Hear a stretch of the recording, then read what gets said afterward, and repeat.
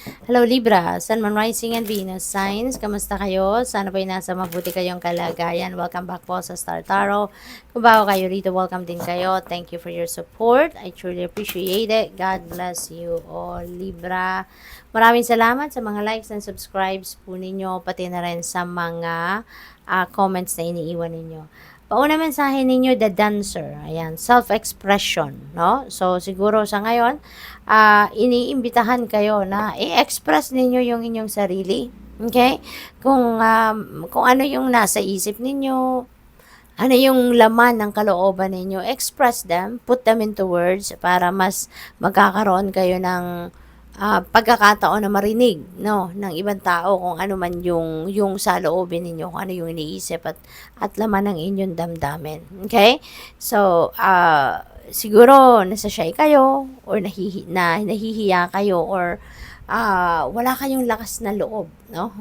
Na-express ang sarili ninyo. Maaaring yun ang nararamdaman ninyo. Kaya, iniimbitahan kayo dito na i-activate ninyo yung inyong inner strength and courage. Kasi, kailangan yun open communication, no? Yun ang kailangan natin para mas maintindihan tayo ng ibang tao, mas maiparating natin sa ibang tao kung ano yung ibig natin sabihin, 'di ba? Wag nating i-suppress, no? Kung ano man ang nararamdaman natin, i-express natin 'yon. We have the wise one, there is tradition and order. Ayan, things are going to be back in order siguro Libra, which is really good.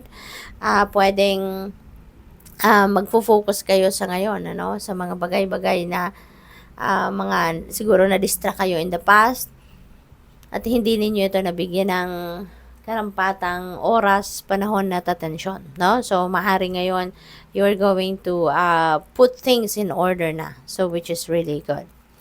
We have the shepherd, ayan, celebration and family, ayan. So, ang iba siguro sa inyo dito, maaring merong accomplishment or achievement ang inyong pamilya. Pwedeng ganon. Kaya yun ang isa-celebrate ninyo. Baka merong ikakasal, no? Baka merong mai-engage. Baka merong gagraduate dito, no? Kaya yun ang isa-celebrate. Baka may birthdays, anniversary, mga ganon. Pwede rin na meron ditong abundance, prosperity na natanggap, no? Magagandang biyaya na na-receive ang pamilya ninyo or kayo mismo, no? Kaya yun ang isa-celebrate ninyo with your family. So, pwedeng ganon, no? Ang mga sitwasyon sa ngayon. We have the alchemist. Ayan. So, ang iba sa inyo rito, maganda ang magiging sitwasyon. Kasi ibabalik nyo na yung balanse sa buhay ninyo. Okay? Maaayusin mo na. So, talaga, yun na yung distraction ninyo dati. So, ngayon siguro makakabalik na kayo sa sentro, makakabalik na kayo ngayon sa pag-focus sa mga importanteng bagay sa buhay ninyo, na-overcome nyo na siguro yung distraction na yon, natapos nyo na yon, kaya ngayon handa na kayong ibalik yung balanse at ang sistema sa buhay ninyo, no? Pwede rin na meron kayong mga bagong gagawin, baka meron kayong bagong pagkakaabalahan, bagong proyekto, bagong business, no, bagong venture. So, maaring ganun ang focus ninyo sa ngayon. Tignan natin kung ano pa mga mensahe for you.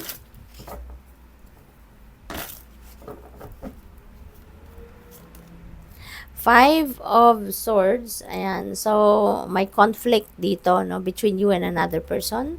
Maaaring may hindi magandang resulta ng pag-uusap, no? Ang iba sa inyo, baka nagkaaway kayo, nagkadiskusyunan, maybe nagkaroon ng heated argument, kaya naghiwalay kayo ng hindi nagkakaintindihan, naghiwalay kayo ng magkagalit, no? Pwedeng ganon.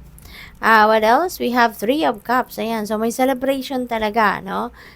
May celebration talaga dito na magaganap, Libra. So, this is time for kasiyahan, kaya dito kayo mag-focus, no, rather than on focusing on dito sa mga pag-aaway na to, kasi baka sa mga selebrasyon na to, mga okasyon na to, mas magiging magaan ang inyong pakiramdam, you know, at magkaroon kayo ng mas maayos, no, na pakikisama sa ibang tao.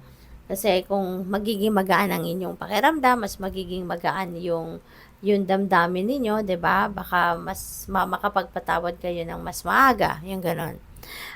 What else? We have 4 of Pentacles. So, for some of you, dito, invitation ito para sa iyo Libra, no, na i-manage ninyo ng maayos ang inyong kaperahan, no? This is about money. This is about managing your money, no? Kasi siguro ang iba sa inyo baka may imbalance pagdating sa pagmamanage ng inyong pera. Maaring super gastos ang iba sa inyo dito or super save naman. Yung extremes ba? No? Maaring kung nagsisave kayo, puro savings naman ang ginagawa ninyo, nahihirapan kayong gumastos, or ang iba naman baka puro gastos at nahihirapan mag-save, no? So maybe may mga ganong sitwasyon ang iba sa inyo dito, Libra. So what else? We have magician, ayan. So, this is new beginning, no? New beginning. So, meron talaga kayong sisimulang bagong ganap sa buhay ninyo sa ngayon, ano? Si magician din is the alchemist, no? Talagang meron kayong bagong chapter na sisimulan sa buhay ninyo. Meron kayong mga bagong proyekto, meron kayong sigurong bagong hobby, bagong pagkakaabalahan, no? So, you are, ready to embrace new chapter sa buhay ninyo. Meron kayong bagong misyon, no, na gagawin sa buhay ninyo sa ngayon.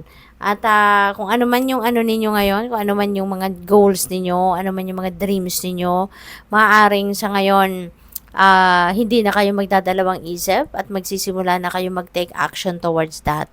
Kasi siguro nare-recognize na ninyo sa ngayon na nandiyan na sa paligid ninyo yung mga kakailanganin ninyo para makapagsimula kayo, no, na lumapit, no, sa pag-achieve na kung ano man ang mga goals and ang mga dreams ninyo. Kaya siguro you are na ngayon, you are beginning, no, to gather the things na kakailanganin ninyo. Maaring kakausapin nyo na yung mga tao sa ngayon na kakailanganin ninyo ang tulong. So you are ready to make things happen. Kaya good luck po. Thank you for watching. Love and light. Namaste.